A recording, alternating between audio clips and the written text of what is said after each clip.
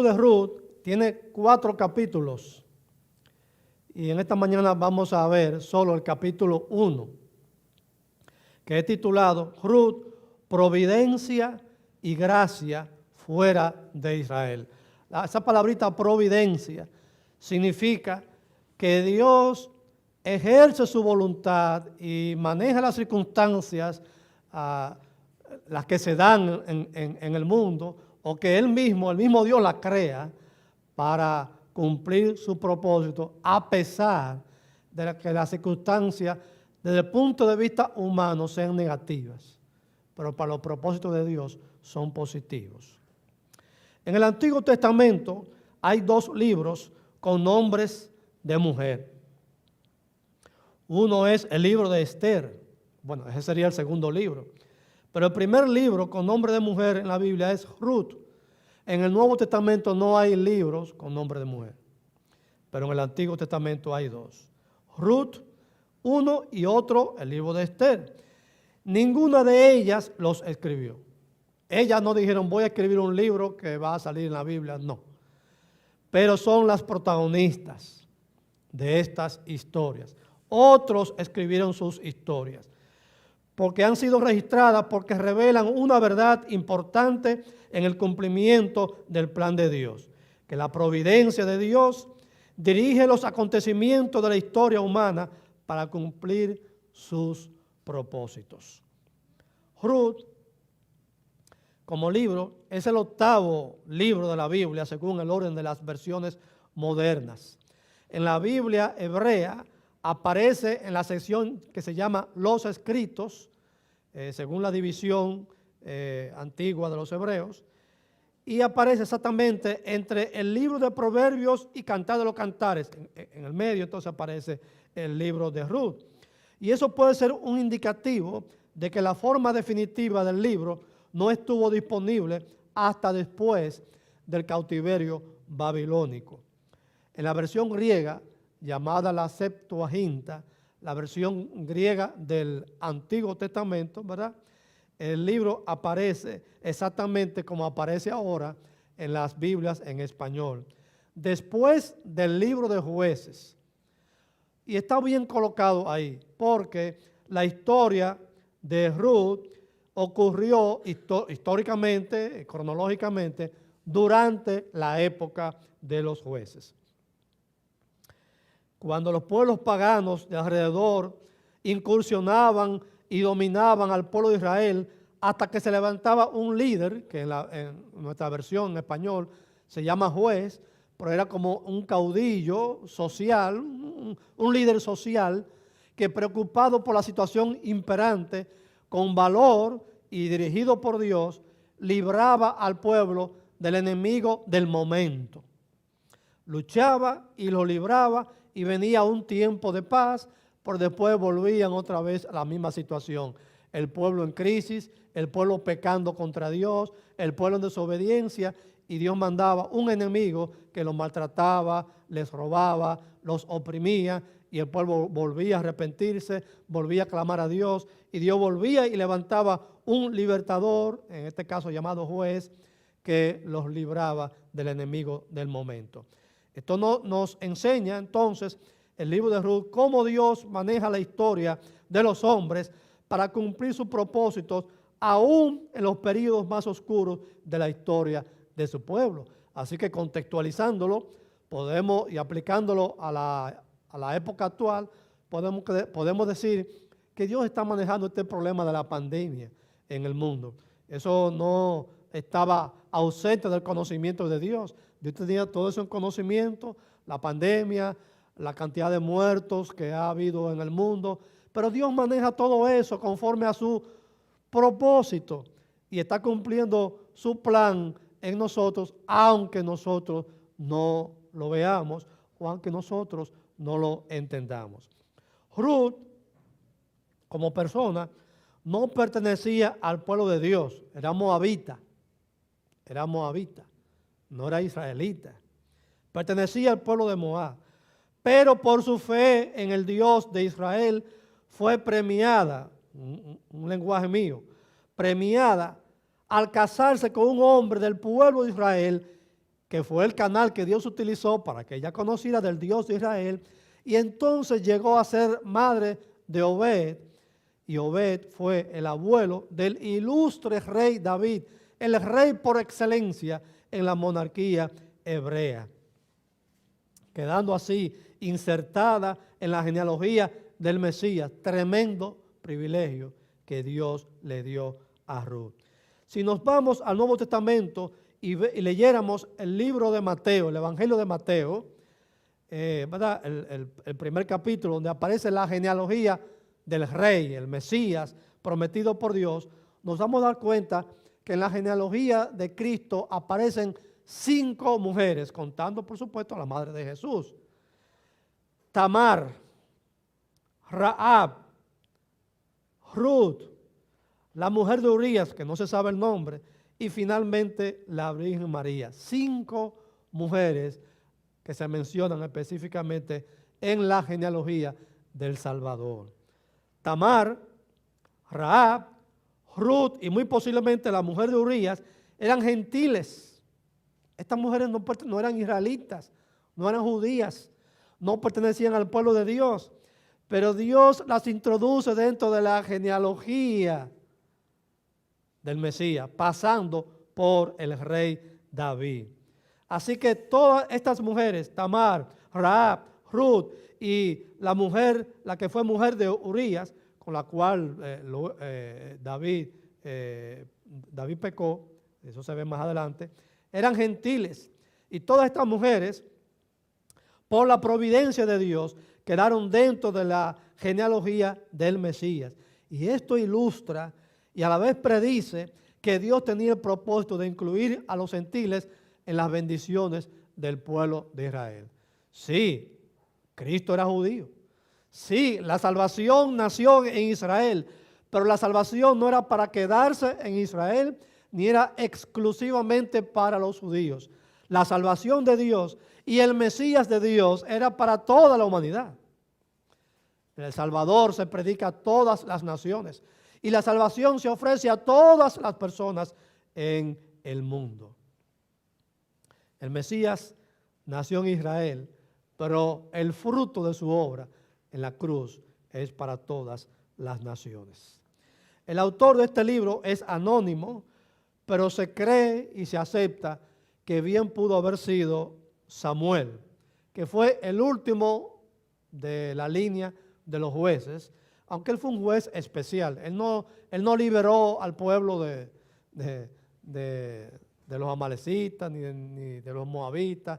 Él hizo una función como sacerdote, sustituyendo a Elí, y también hizo una función profética.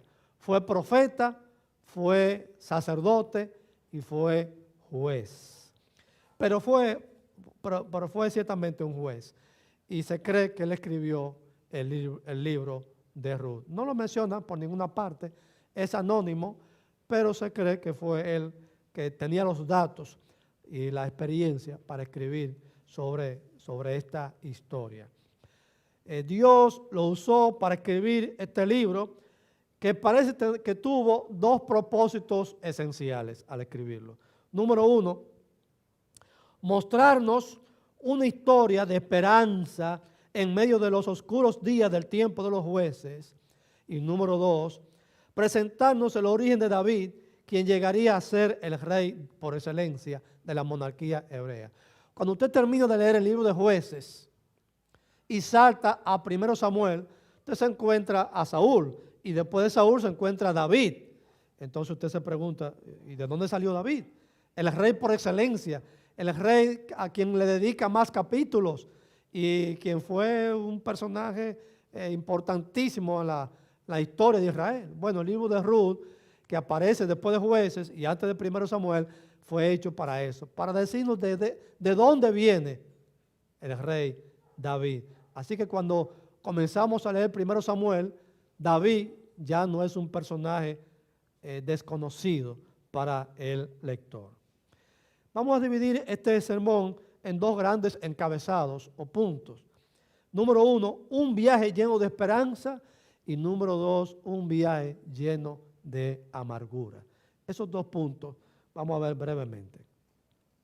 Lo primero que nos presenta el capítulo 1 es una situación que motivó a la familia de Elimelech, o motivó a Elimelech a sacar su familia del pueblo de Belén, Efrata, de Judá, donde luego nacería en años futuros el Salvador.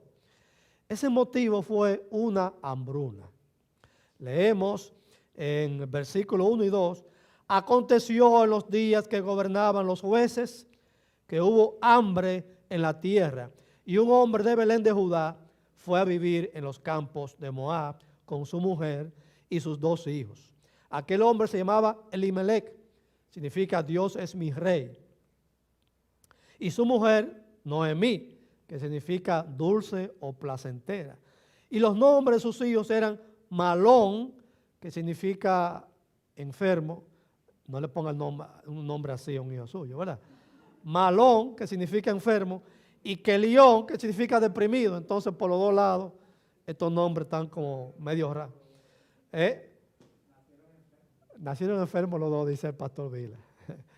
Efrateos de Belén de Judá. Aunque las opiniones difieren entre los comentaristas, el libro y el libro en sí no nos da más datos, excepto que dice en los días de los jueces, pero ¿dentro de cuál juez? No se sabe. Algunos comentaristas dicen que nació, que ocurrió esta historia en los primeros días, antes de Moab oprimir a Israel, en esos días de Ibzán, esos primeros 3 jueces que se mencionan en el capítulo 1 y 2 de Jueces. Pero yo me atrevo a sugerir que la historia de Ruth pudo, con mucha probabilidad, haber ocurrido en los tiempos antes del surgimiento de Gedeón, el juez Gedeón, porque se menciona una hambruna específicamente en el libro de Jueces, capítulo 6, verso 3, verso 4 y verso 6.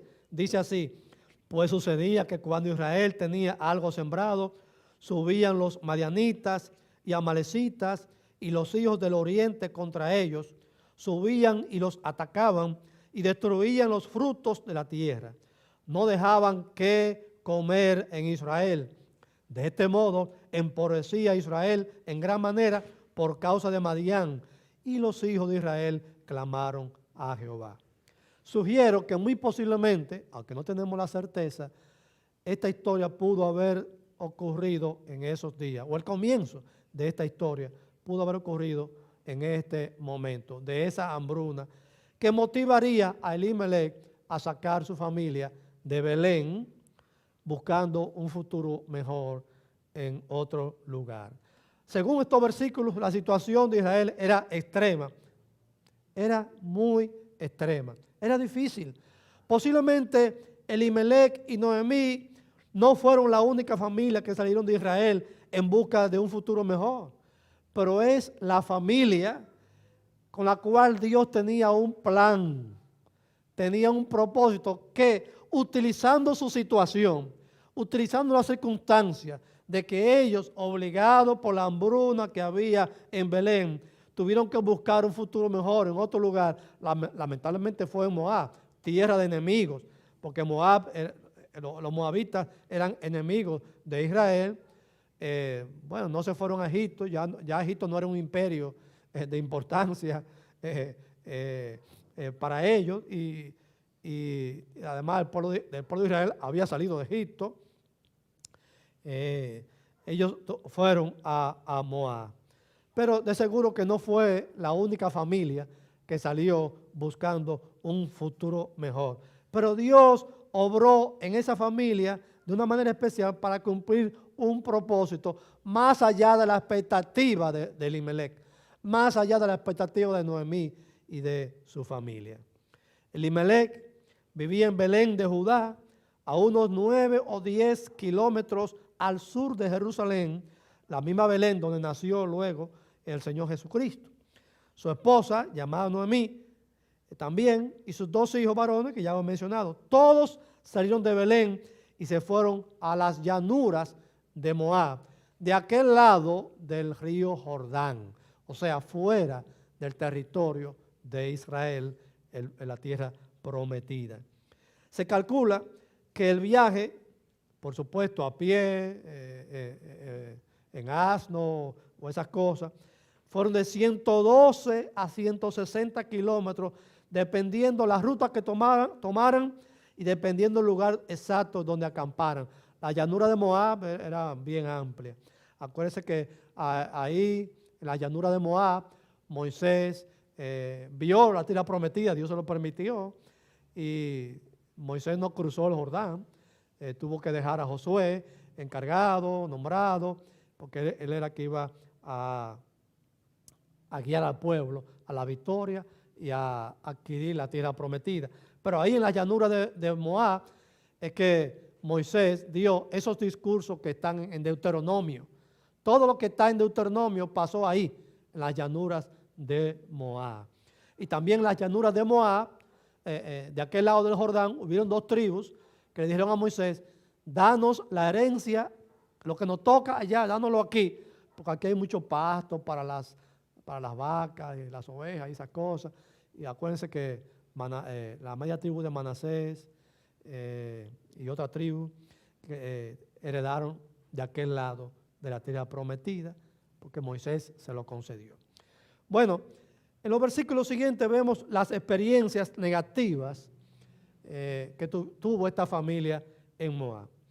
En su nueva situación ya llegaron a Moab y comenzaron, pues parece que encontraron lo que buscaban.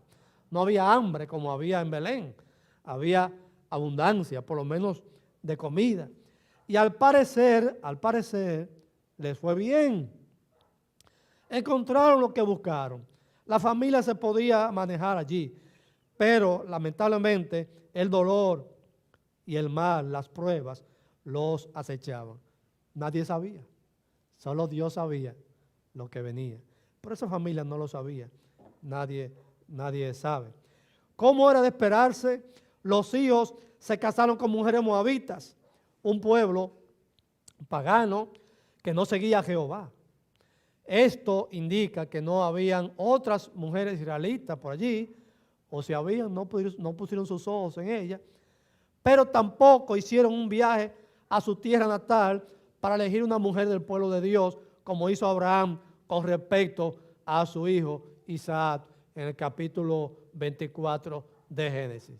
Lamentablemente eso fue lo que ocurrió, aunque estaba prohibido que el pueblo de Dios se casara con mujeres específicamente moabitas y mujeres que no pertenecieran al pueblo de Dios. Ese es el estándar, ese es el estándar y el ideal de Dios.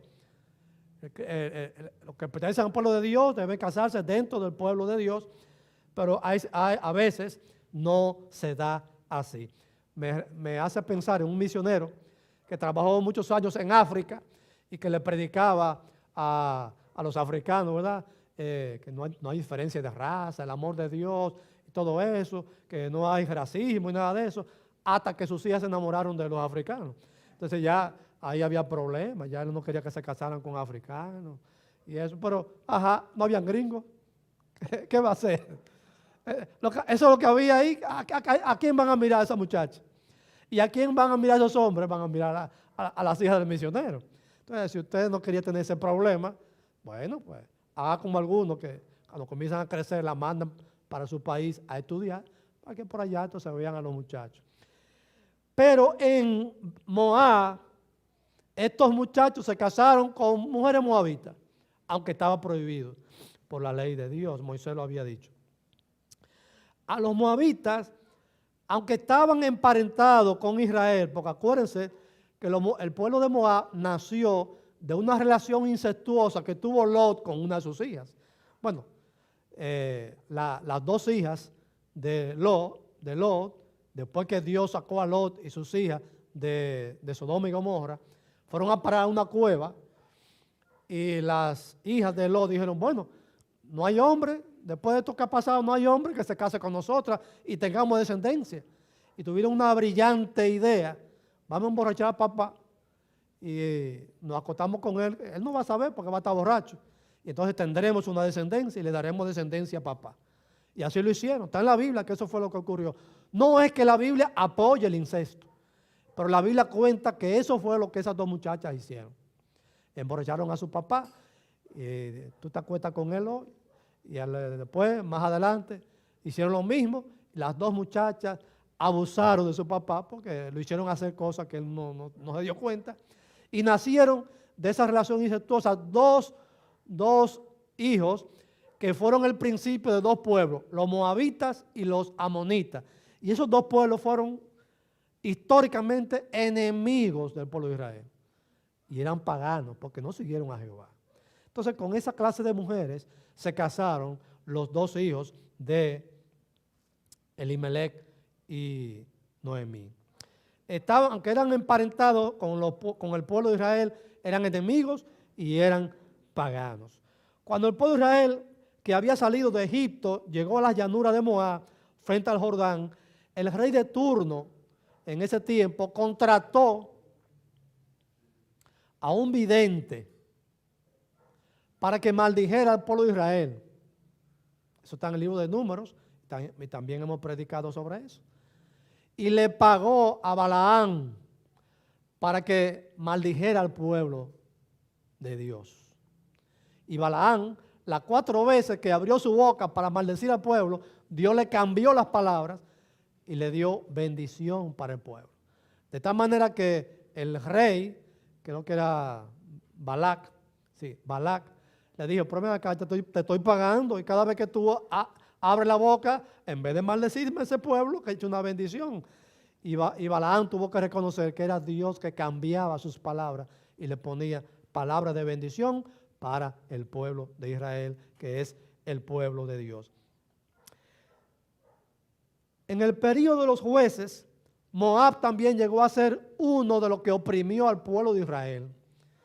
El que más años duró, porque duró 18 años oprimiendo al pueblo de Israel. Los filisteos fueron los segundos que más tiempo duraron, que oprimieron a Israel por unos cuantos años también. No con el número exacto, pero Moab tuvo 18 años. El que más tiempo duró oprimiendo a Israel. Hasta que se levantó Ahab, aquel benjaminita que era zurdo, ¿verdad? Y que mató al rey. Y entonces ahí se liberaron del pueblo de Moab.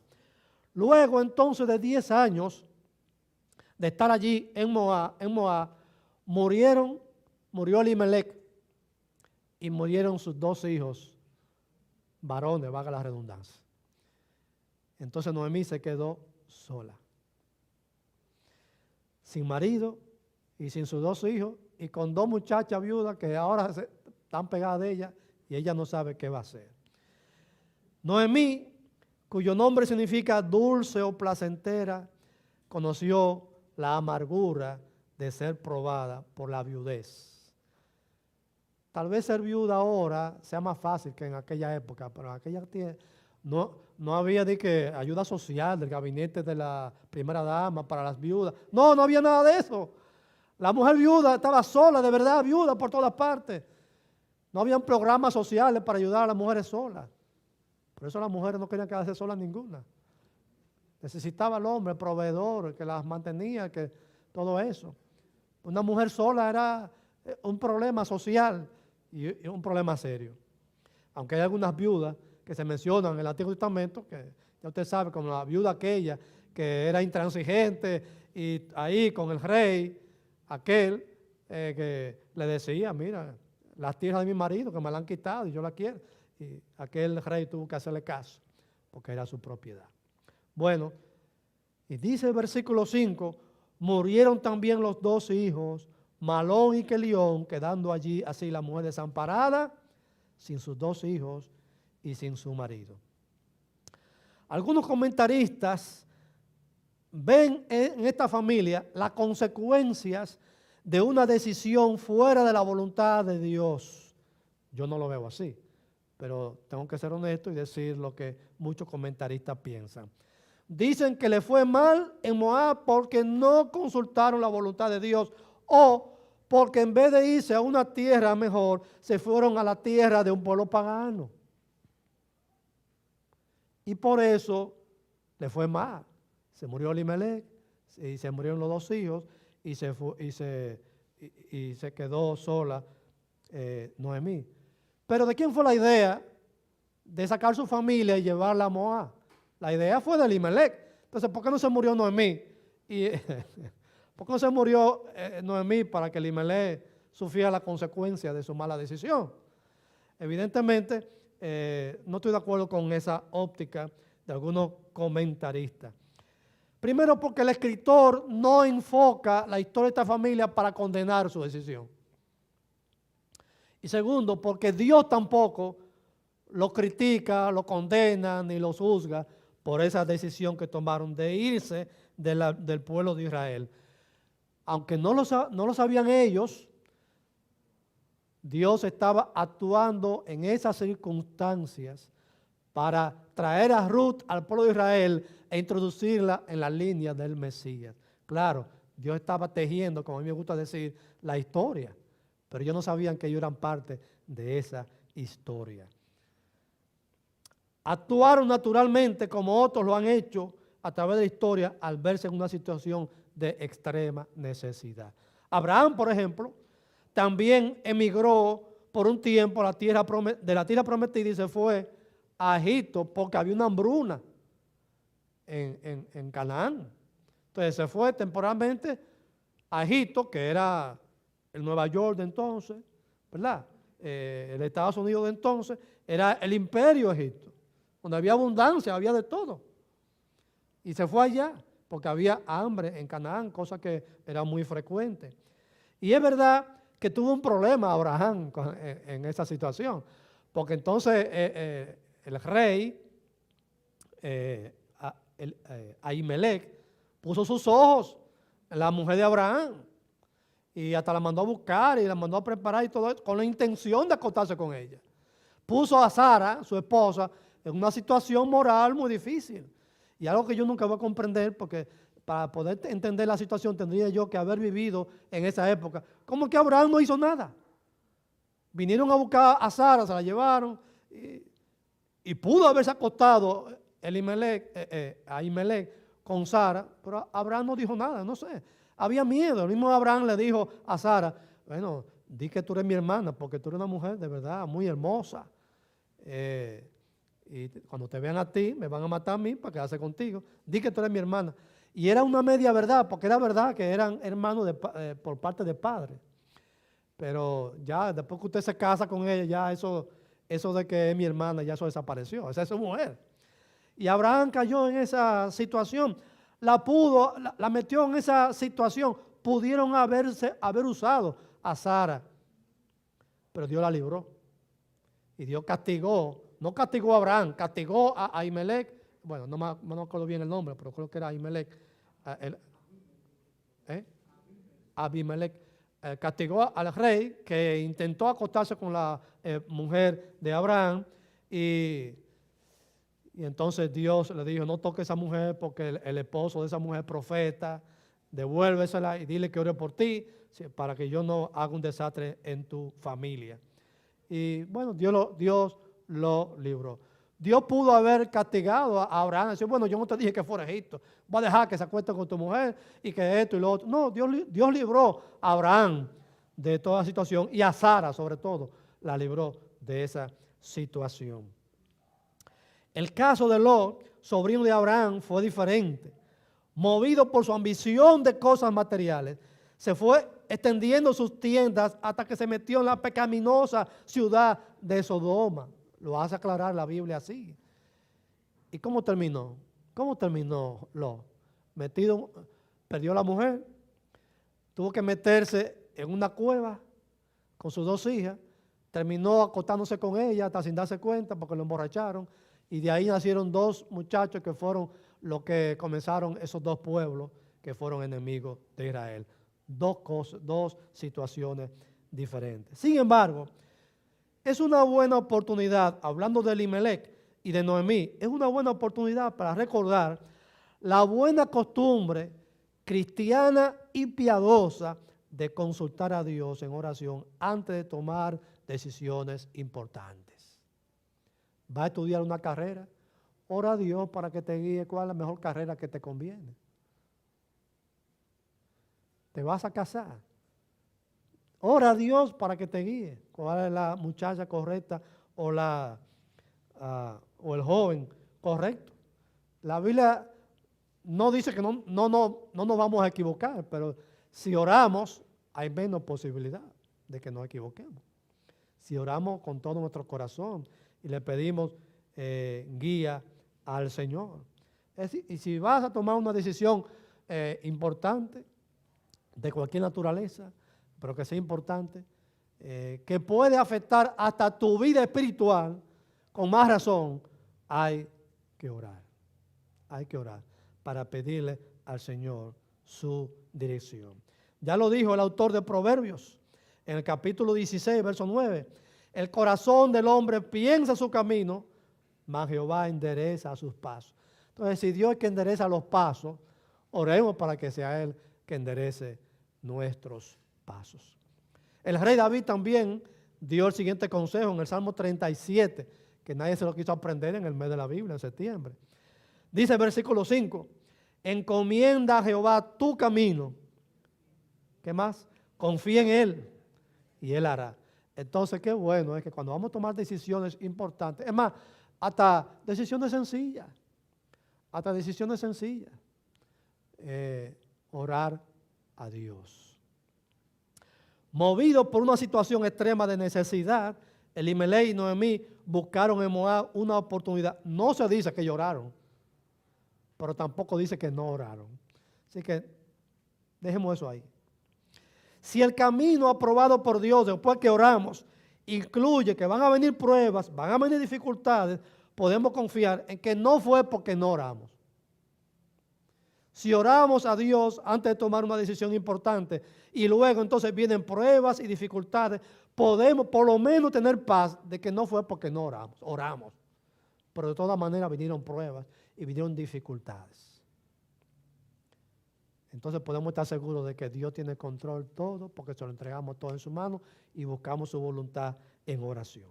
El segundo punto y último de este sermón del capítulo 1 es un viaje lleno de amargura. El primero era un viaje lleno de esperanza. Ahora un viaje lleno de amargura. Del 6 al 22. Ellos se fueron primero con mucha esperanza a Moab, pero ahora le tocó regresar con mucha amargura a Noemí sola. Resulta que la situación comenzó a cambiar en Israel. Y Noemí escuchó esa noticia de que la situación en Israel estaba cambiando porque Dios estaba bendiciendo a su pueblo y tomó la decisión, bueno, pues ya con todo lo que me ha pasado aquí, se me murió el marido, los 2 hijos, bueno, y está cambiando la cosa ya en Dominica República, en Israel. Entonces es el momento de yo regresar. Dice versículo 6, porque Jehová había visitado a su pueblo para darle pan. ¿Por qué se fueron ellos? Porque había hambre. Y entonces ahora dice que Dios había visitado a su pueblo para darle comida. La situación había cambiado. Y allá estaban en problemas. Entonces llegó el momento de regresar. La idea de cuando Dios visita a alguien es visitarlo para, en este caso, visitarlo para bendecirlo. Hay algunos ejemplos en la Biblia que visitarlo significa juicio, pero en este caso significa para bien, porque dice para darle pan. Significa, esto pudo haber significado que ya estaba Gedeón como juez, porque Gedeón echó afuera a los madianitas, que eran los que saqueaban los sembrados y llevaban la comida. En eso, ya esos 7 años de hambre habían pasado y todo eso, y ya el pueblo podía sembrar y cosechar, y el enemigo no se robaba los sembrados y todas esas cosas. Dios visitó a su pueblo cambiando la situación que obligó a Elimelech a sacar su familia, y aire de esperanza comenzaron a soplar entonces en el corazón de Noemí.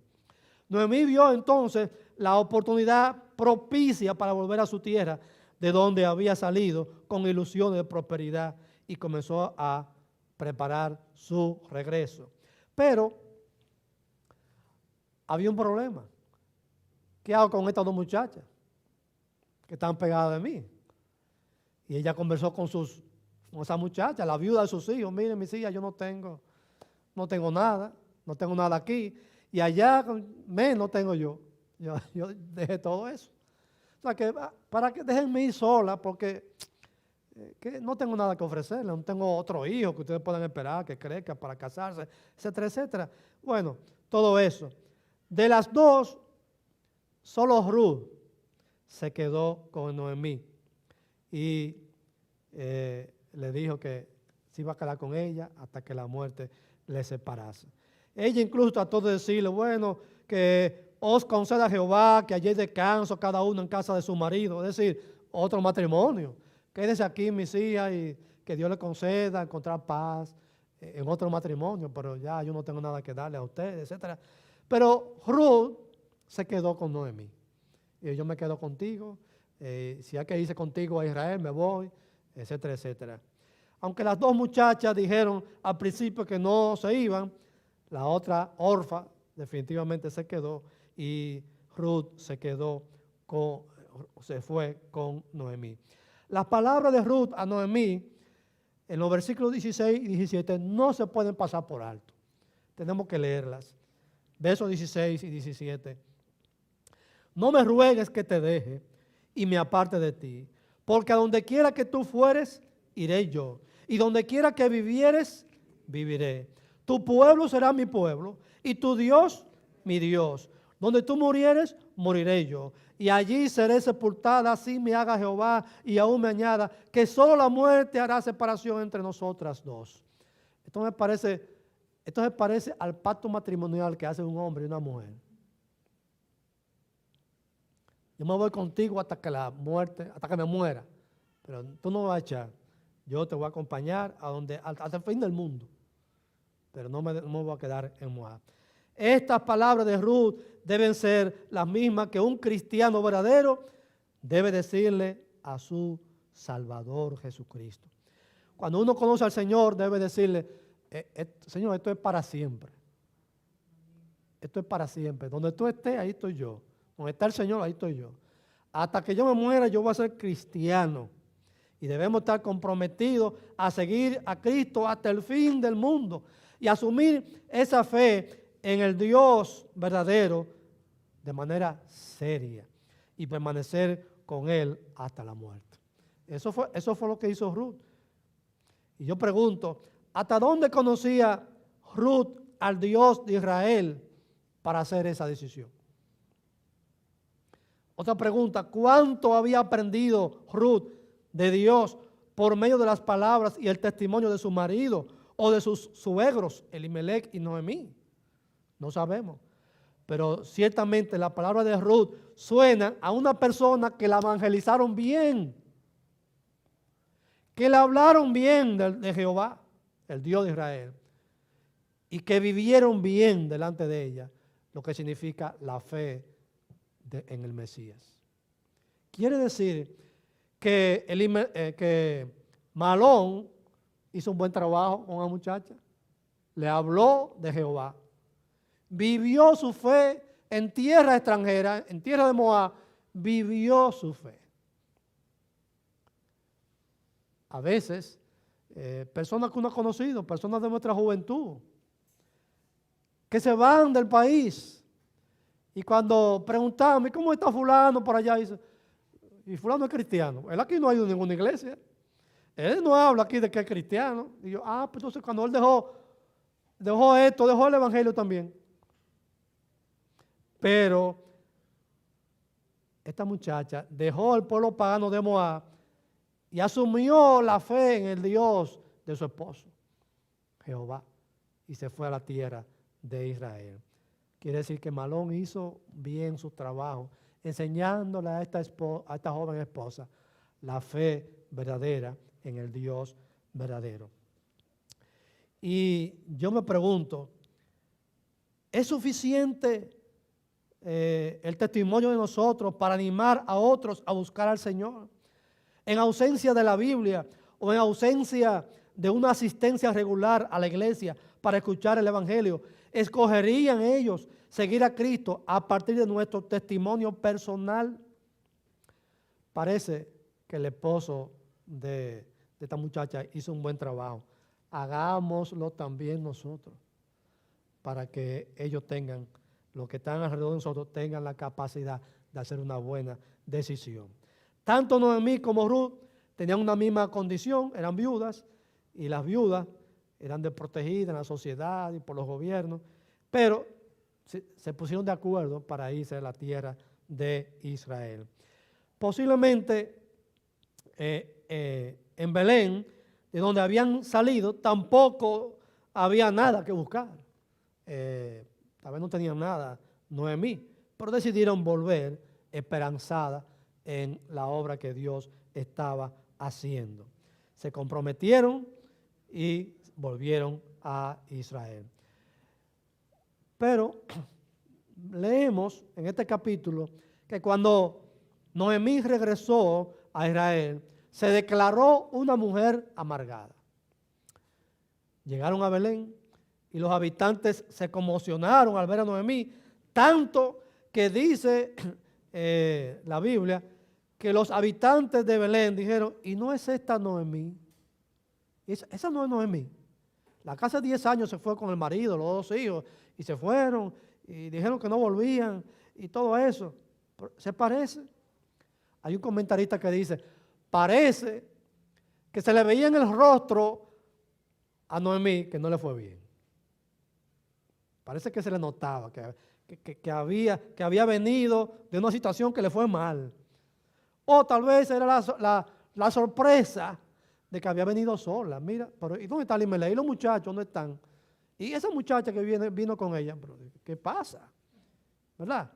Bueno, la respuesta de Noemí fue la siguiente. No me llamen Noemí, dígame Mara de hoy, porque el Todopoderoso me ha llenado de amargura. Oiga, está amargada la mujer. Me fui llena con las manos vacías y me devuelve Jehová. Perdón, me fui llena y con las manos vacías me devuelve Jehová. ¿Por qué aún me llamáis Noemí? Si ya Jehová ha dado testimonio contra mí y el Todopoderoso me ha afligido. Ya hemos dicho que Noemí significa dulce, placentera. Pero ella viene y dice, ahora no, ya quítenme ese nombre. Díganme Mara. Mara significa amargura, aflicción. Ese nombre que yo me merezco de hoy. Porque yo me fui llena y he venido vacía. Me fui esperando muchas cosas y vine cero. Es natural que una mujer que se fue con el marido, con los 2 hijos, y ahora viene vacía, sin nada, es natural que esté amargada. Sin nada. Está amargada, necesita un psicólogo, pero sobre todo necesita a Dios.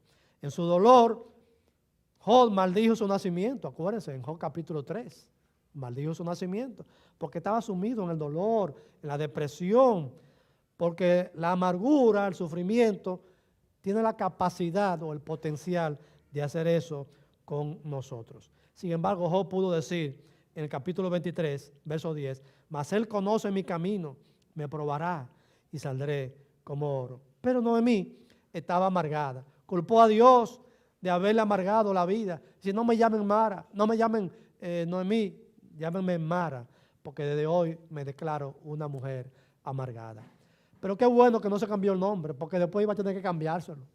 Porque después Dios le dio bendiciones. Las hambrunas, las enfermedades, la pandemia, la muerte, todo eso es parte de un mundo que está sumido en el pecado. Eso es parte. Nosotros tenemos que aprender que Dios controla todo eso para cumplir su propósito. Dios controló que Noemí y Elimelech se fueron para Moab. Dios controló todo eso. Y que se iban a morir allá y que Noemí venía con Ruth. Y Dios tenía todo eso calculado para cumplir su propósito. Como veremos en los capítulos siguientes, la providencia de Dios actuó en medio de la triste historia de Noemí y la condujo a la tierra de Israel. Lo que veremos en todo el libro es la providencia y la gracia de Dios moviéndose en la historia de Ruth para cumplir su plan. El problema es que para nosotros no es fácil decir, estoy viendo los planes de Dios, estoy viendo, ¿sabe? Lo que está pasando. Estoy viendo que Dios está trabajando en mi vida. Es difícil con la óptica limitada que estamos viendo. Esta mañana mencionaba en la escuela dominical a Susana Wesley, la madre de Carlos Wesley y Juan Wesley, los fundadores del movimiento de las iglesias que hoy se llaman Metodistas Libres, o hace mucho se llaman Metodistas Libres. Pero una historia que no dije, es la que los lectores conocen, es que Juan Wesley estuvo a punto de morir siendo niño. Se incendió la casa. Y bueno, y sacaron a todos los niños, eran 11 muchachos. Sacaron a todos los niños, pero cuando estaban afuera, pero Juan está allá arriba, Juan Wesley está allá arriba, como con 4, 5, 6 años. Y todo está ardiendo. Pero alguien apareció con una escalera y sacaron al niño. De ahí viene la historia de que Juan Wesley es un tizón arrebatado del fuego. Y Dios lo usó después, lo que llegó a ser Juan Wesley en la historia, en la fundación del movimiento de la Metodista Libre, las iglesias Metodistas Libres, que fue el que la fundó. Y 6,000 himnos, más de 6,000 himnos que compuso, que están en los signarios nuestros hoy, y lo cantamos, es tremendo. Pero, ¿quién iba a decir, Dios está tejiendo su historia en ese niño? Nadie lo sabía en ese momento. Como tampoco lo sabía Noemí. Una cosa podemos estar seguros. La historia de cada uno de nosotros no es una historia privada. Dios está involucrado y está haciendo su plan. Nosotros tenemos que estar seguros de eso. Que el Señor pues nos bendiga y nos ayude a pensar. Esta pandemia está también en los propósitos de Dios. Dios sabe lo que va a hacer. Y cualquier decisión que hagamos en nuestra vida, ore, siempre ore al Señor. Y deje que Él teja su historia y su plan, porque Él siempre tiene un plan. Señor, te damos gracias por tu palabra. Bendícela a nuestros corazones y que podamos disfrutar y gozarnos en ver cómo tú, en la historia de nuestras vidas, cumple tu propósito. Por Cristo Jesús. Amén.